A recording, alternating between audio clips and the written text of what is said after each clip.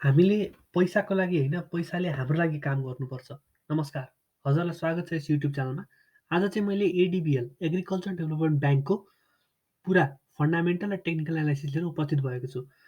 यस भिडियोमा चाहिँ अब एडीबीएल कस्तो खालको कम्पनी हो, यसको ग्रोथ पोटेन्सियल कतिको छ र घटेको बजारमा अब यो किन्ने अवसर त होइन कतै, र साथसाथै अब ब्याङ्कहरूको चाहिँ अब यतिखेर डिभिडेन्ट लगातार घोषणा गर्ने क्रम अब सुरु हुन लाग्यो होइन।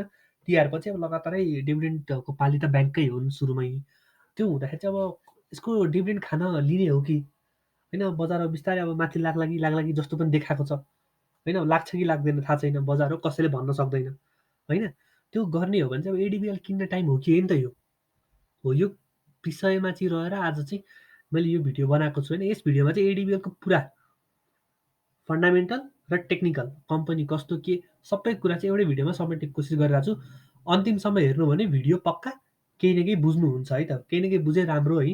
अब अगाडि बढौँ। अगाडि बढ्ने क्रममा चाहिँ अब एडीबीएलको चाहिँ प्राइस भनेको 315मा चाहिँ गएर अड्किएको छ होइन।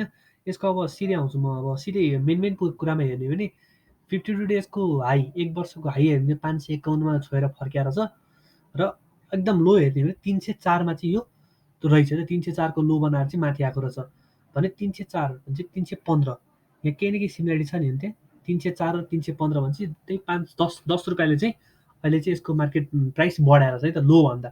अब फन्डामेन्टली लिने हो भने चाहिँ अब लङ टर्मको लागि म कम्पनी राख्छु एडीबीएल भन्ने हो भने एडीबीएल खासै नराम्रो कम्पनी चाहिँ होइन ब्याङ्कको हिसाबमा चाहिँ है। प्राइस पनि राम्रो छ, बोनस पनि राम्रो दिन्छ होइन। के छ अब हेरौँला अहिले एकछिनमा है। अब कतिले बोनस दिन्छ, कतिको क्यापासिटी राख्छ, सबै हेर्नुपर्छ होइन।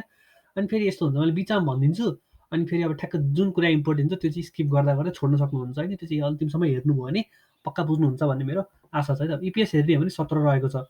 17को इपिएस भनेको खासै नराम्रो पनि होइन र त्यति राम्रो पनि होइन क्या। 17को इपिएस भनेको चाहिँ यो ब्याङ्क चाहिँ लगभग मिडियम एभरेज जस्तो देखिन्छ होइन। अब रिटर्न अन इक्विटी हेर्ने हो भने 8% रहेको छ। 8%को रिटर्न अन इक्विटी पनि राम्रो त होइन, तैपनि अब एडीबीएल एकदम गभर्मेन्ट होल्डिङ भएको ब्याङ्कहरू होइन। अब यदि राम्रो बोनस दिन्छ भने त्यो चाहिँ अब राम्रो मान्न सकिन्छ होइन। अब बुक भ्यालु भनेको चाहिँ यसको 214 छ, जुन चाहिँ फेरि एकदम राम्रो हो ब्याङ्कको हिसाबमा। 214 अब सबै अब दुइटै हातमा लड्डु त हुँदैन, काहीँ राम्रो काहीँ नराम्रो भइहाल्छ भने बुक भ्यालु चाहिँ यसको 214 छ भने चाहिँ लङ टर्मको लागि राख्ने हो भने चाहिँ यो कम्पनी अलिकति केही हामीलाई राम्रो दिन सक्छ भन्ने चाहिँ हाम्रो आशा छ। बुक भ्यालु भनेको के हो भन्दाखेरि चाहिँ यदि कम्पनी डुब्यो र कम्पनीलाई बेच्नु पर्यो अथवा लिक्विडेट गर्नु पर्यो भने एक किता सेयरको बराबर हामीलाई 214 रुपियाँ आउने रहेछ है त। भने चाहिँ यो 214 रुपियाँ आउँछ भने हामीले अहिले कम्पनी 315 रुपियाँ चाहिँ हाल्दैछौँ भनेर बुझ्नु पर्यो है। अब प्रमोटर सेयर हेर्ने हो भने चाहिँ 51% रहेको छ, पब्लिक 49, पब्लिकमा चाहिँ यो सेयर 49% छ भने 51% चाहिँ पुरै गभर्मेन्ट रहेछ भन्ने कुरा बुझ्यो नि त। पुरै गभर्मेन्टले चाहिँ यसलाई होल्ड गरेर राखेर छ भन्ने कुरा बुझ्यो है त। अब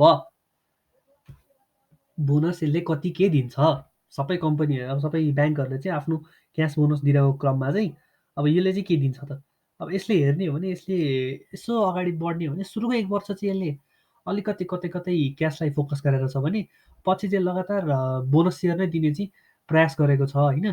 अब योचोटि पनि अब सबै ब्याङ्कहरूले अब जस्तै थाहा छँदैछ होइन, अब द्वितीय अब निफ्राले भयो होइन, अनि अर्को सिजेडबिआइएल सिटिजन ब्याङ्कले चाहिँ अब क्यास बोनस दिएको भएर चाहिँ बेरिस बजारमा चाहिँ यसले पनि क्यास बोनस दिला कि भन्ने पनि आश गर्न सकिन्छ होइन। अब क्यास बोनस खासै बोनस सेयर चाहिँ नआउला कि भन्ने पनि छ, तर यो सबै म्यानेजमेन्टको डिसिजनमा भर पर्छ होइन। अब यसले क्यास दिँदा पनि यहाँ हेर्ने हो भने 24 र 6 दिएको रहेछ भने चाहिँ यसले बोनस पनि केही न केही दिएको रहेछ पहिले पनि होइन। यो हेर्ने हो भने चाहिँ यो वर्ष पनि लगानीकर्तालाई निराश नगर्ला, तैपनि अब पुरै म्यानेजमेन्टको डिसिजन भएको कारणले गर्दाखेरि बोनसमा चाहिँ केही पनि भन्न अलिकति सकिएन है त। ल अब अहिले के दिन्छ बोनस क्यास होइन, त्यो त अब आएपछि सबैलाई थाहा भइहाल्छ। अब फाइनेन्सियल हेर्ने हो भने यसले आफ्नो पेड अफ क्यापिटल चाहिँ 18 अर्ब पुर्याएको रहेछ। पहिला एक वर्ष अगाडि 16 थियो, अहिले बोनस राइट साइड निकालेर चाहिँ यसले 18 अर्ब पुर्याएको छ होइन। अब मेन मोटामोटी कुरा गर्ने हो रिजर्भ, हामीले रिजर्भ हेर्ने हो भने चाहिँ अब यसको 11 अर्ब 61 करोडको रिजर्भ थियो पहिला भने अहिले 11 अर्ब 22 करोडको चाहिँ रिजर्भ छ। अलिकति घटेको छ होइन, 3%को गिरावट छ, त्यही पनि अगाडिको क्वार्टरभन्दा चाहिँ राम्रो हो है। मैले रिजर्भलाई किन अलिकति प्रायोरिटी दिन्छु भन्दाखेरि चाहिँ कम्पनीहरूले चाहिँ आफ्नो रिजर्भ निकालेर पेड अफ क्यापिटल पनि बढाउँछ नि त। जस्तै यहाँ गरेर नि 16 पेड अफ थियो 18 पुर्यायो, त्यतिखेर रिजर्भ 10 थियो 11 थियो 10मा गयो, 11 अर्बको 10 अर्बलाई चाहिँ समथिङ 1 अर्ब चाहिँ यसले पेड अफ बढाउनमा लगायो भन्नु जस्तो देखिन्छ क्या यहाँनिर। त्यही भएर चाहिँ हो यसरी चाहिँ यसको डिभिडेन्ड क्यापासिटी अलिकति कम भए पनि यिनीहरूले आफ्नो रिजर्भ चलाएर चाहिँ माथि दिन्छन् जस्तो पनि हुन्छ क्या। त्यही भएर रिजर्भलाई एउटा इम्पोर्टेन्ट फ्याक्टर रूपमा मान्न सकिन्छ। अर्को भनेको विश्वास। एग्रिकल्चर डेभलपमेन्ट ब्याङ्कप्रतिको चाहिँ विश्वास कस्तो छ कस्टमरको। अब जस्तै डिपोजिट फ्रम कस्टमर हेर्ने हो भने चाहिँ यसले अघिल्लो वर्षभन्दा अहिले चाहिँ 2% बढाएको छ है। अब 2% बढाएको छ होइन। अब ब्याज दरको हुडबाजी चलाएको थियो ब्याङ्कहरूमा। अब कसले चाहिँ धेरै इन्ट्रेस्ट दिने होइन, अब जसले धेरै इन्ट्रेस्ट दियो उसमै त आउँछ नि कस्टमर होइन। त त्यो हेर्ने हो भने चाहिँ यसले जब 2% चाहिँ यसले बढाएको रहेछ भने यसले अब लोन पनि लिएको छ। पहिलाको भन्दा अहिले लोन 229%ले अलिकति माथि लोन छ होइन। यो लोन चाहिँ अब अलिकति बोरोइङ्स होइन, यो चाहिँ अलिकति नराम्रो हो ब्याङ्कको पक्षमा पनि भन्न सकिन्छ होइन। अर्को हेर्ने इन्ट्रेस्ट इन्कम। ब्याङ्कहरूको इन्कम कहाँबाट आउँछ त? सिम्पल ब्याज होइन त हो। त्यो हेर्ने हो भने चाहिँ यसले आफ्नो अघिल्लो वर्षभन्दा चाहिँ योचोटिको ब्याज बढाएको छ भनेपछि यसले आफ्नो लिएको पैसाको चाहिँ बोरोइङको पैसाको चाहिँ राम्रो युटिलाइज गरेको छ पनि भन्न सकिन्छ। किनकि बोरोइङ जति गर्यो त्यही अनुसारले उसले इन्ट्रेस्ट पनि त बढाउन सकेको नि त। त्यही भएर चाहिँ 18-12 अर्बको चाहिँ इन्ट्रेस्ट लागेको छ। अब अलिकति तल आउने हो भने चाहिँ डिस्ट्रिब्युटेबल प्रफिट। कति चाहिँ उसले प्रफिट डिस्ट्रिब्युट गर्न पाउँछ भन्दाखेरि लगभग 3 अर्बको प्रफिट चाहिँ उसले डिस्ट्रिब्युट गर्न पाउने रहेछ है। अब नम्बर अफ सेयर्स चाहिँ 13%ले बढाएको छ भनेपछि यो लगभग ठिकै हो होइन। यसमा धेरै टाइम वेस्ट नगरौँ। अब इपिएस हो अलिकति चाहिने भनेको EPS, book value, return on equity र नन पर्फर्मिङ लोन है त। यति कुरा ठ्याक्कै अलिकति भनिहाल्छु। इपिएस हेर्ने हो भने चाहिँ अघिल्लो क्वार्टरमा अब अघिल्लो वर्षको क्वार्टरमा 30 थियो, यो वर्षमा 17 छ। यो चाहिँ अलिकति नराम्रै पक्ष हो होइन। अब यो नराम्रो पक्ष भए पनि यो कम्पनी म किन राम्रो भन्दैछु त होइन। इपिएस घट्या छ तैपनि यो कम्पनी म किन राम्रो भन्दैछु एकैछिनमा भन्छु। यो चाहिँ म एकैछिनमा भन्छु। टेक्निकल इन्डिकेटर्सहरू लगाएर चाहिँ टेक्निकल चार्ट हेरेर चाहिँ यो कुरा भन्नुपर्छ होइन। भने अघिल्लो क्वार्टरको भन्दा चाहिँ यो क्वार्टरमा राम्रो निकालेको छ। बुक भ्याल्यु हेर्ने हो भने पहिला 235 थियो, अहिले घट्या छ फेरि होइन। यो पनि अलिकति नराम्रो चाहिँ हो है। अब अलिकति तल आउने हो भने कार भन्दा नि नन पर्फर्मिङ लोन, यो जति कम भयो उति राम्रो भने यो खराब कर्जा भनेर छ भनेपछि खराब कर्जा पनि यसले अलिकति कम गरेको छ। यो चाहिँ एकदम राम्रो कुरा हो ब्याङ्कको हिसाबमा होइन। अब फन्डामेन्टल्सको लागि यति नै भयो होइन। अलिकति अब हामीले इन्ट्रेस्ट ग्रोथ रेटहरू हेरिहाल्यौँ। अब यसलाई किन्ने टाइम हो कि होइन त? टेक्निकल पनि त जानु पऱ्यो नि त होइन, किन्ने टाइम हो कि होइन। टेक्निकल चार्टमा चाहिँ म यताबाट जान्छु अनि यसलाई म यहाँबाट ओपन गरिदिन्छु है त। हजुरलाई पनि चाहियो भने यसरी नै ओपन गर्न सक्नुहुन्छ है। ल्यापटप छ भने गो टु फुल स्क्रिन गर्ने काटिदिउँ यस्तो आउँछ होइन। यता हेरौँ है त ल। अब एडिबिएल पनि एग्रिकल्चर डेभलपमेन्ट ब्याङ्क होइन, पुरै गभर्मेन्टकै अन्डरमा छ। यहाँ हेर्ने हो भने चाहिँ अब यतिखेर अब पहिला अलिकति यो स्केलहरू सबै देखाऊँ होइन। अनि त्यसपछि केही भन्न अलिक सजिलो पनि हुन्छ। अब एडिबिएल हेर्ने हो भने फन्डामेन्टली हिसाबमा चाहिँ अब अलिकति राम्रो देखियो।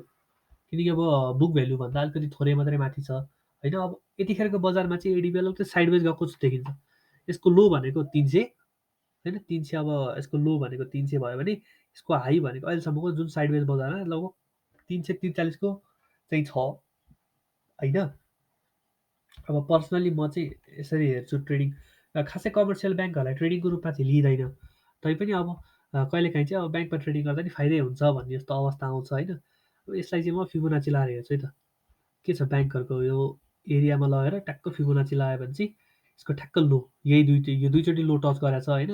ट्रेडिङको हिसाबमा हेर्ने हो भने चाहिँ अझै पनि यसले रेट पोर्सन ब्रेकआउट गरेको छैन होइन। ट्रेडिङको लागि म फिबोनाचीलाई लास्टै मान्छु। र यसले यो रेट पोर्सन ब्रेकआउट नगरेको कारणले चाहिँ एकैछिन हामीले वेट पनि गर्न सक्छौँ भने यदि यसले रेट पोर्सन ब्रेक गर्ने जस्तो अवस्था देखियो भने चाहिँ हामीले टार्गेट चाहिँ 0.38 334को मात्रै लिनुपर्छ होइन। किनकि अब यसको टार्गेट अब यहीँबाट रिजेक्ट हुँदै आएको छ दुईचोटि, एकचोटि यहाँ अर्कोचोटि यहाँ भनेपछि हाम्रो टार्गेट यहाँसम्म हुन्छ होइन। यो भयो फिबोनाचीबाट भन्छ होइन। अब अर्को हेर्ने हो भने बोलिन्जरले के भन्छ त होइन। एटलिस्ट दुईवटा इन्डिकेटर लगाएर हेरौँ। बोलिन्जर ब्यान्डले के भन्छ भन्दाखेरि बोलिन्जर ब्यान्डले चाहिँ लगातार यसले मिडल ब्यान्डमा चाहिँ सपोर्ट लिइरहेछ है त। मिडल ब्यान्ड त सपोर्ट लिइरहेछ भने टेक्निकल्ली हिसाबले चाहिँ अब जब यसले यो मिडल ब्यान्डको जुन चाहिँ माथिको ब्यान्ड हुन्छ होइन, जब टेक्निकल्ली चाहिँ अब यो साइडवेज बजारमा चाहिँ अलिकति नगरौँ होइन, हाई रिस्क हुन्छ भन्छ होइन। जब यसले 337 पार गर्छ तब मात्रै हामीले यसमा ट्रेड लिन सक्छौँ भने जुन यो पोइन्ट छ नि, जुन यो पोइन्ट ब्रेक गर्छ तब मात्रै हामीले ट्रेड लिन सक्छौँ भने फन्डामेन्टलको हिसाबमा चाहिँ अब यतिखेर अलिकति थप्दै गर्ने अथवा छ भने राख्दै गर्ने र अलिकति तल आयो भने चाहिँ हामीले आफ्नो पोजिसन बढाउन सक्छौँ होइन। अब फेरि एउटा प्रश्न आउँछ क्या, अब बजारमा त यत्रो कम्पनी छ होइन? अब किन ब्याङ्कमै हाल्नु पैसा? किन माइक्रो फाइनेन्समा नहाल्नु?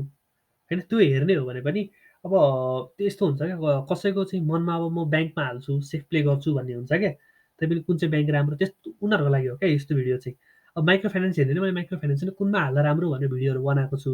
च्यानलमा गएर हेर्न सक्नुहुन्छ होइन?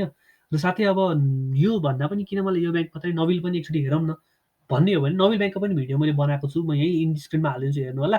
यतिखेरसम्म भिडियो मन पर्यो भने लाइक गर्नु होला भन्दै सब्सक्राइब लाइक र सब्सक्राइब गर्नु होला भन्दै यो भिडियो मैले यहीँ समाप्त गर्न चाहेँ। हवस् त, नमस्कार, जय नेपाल।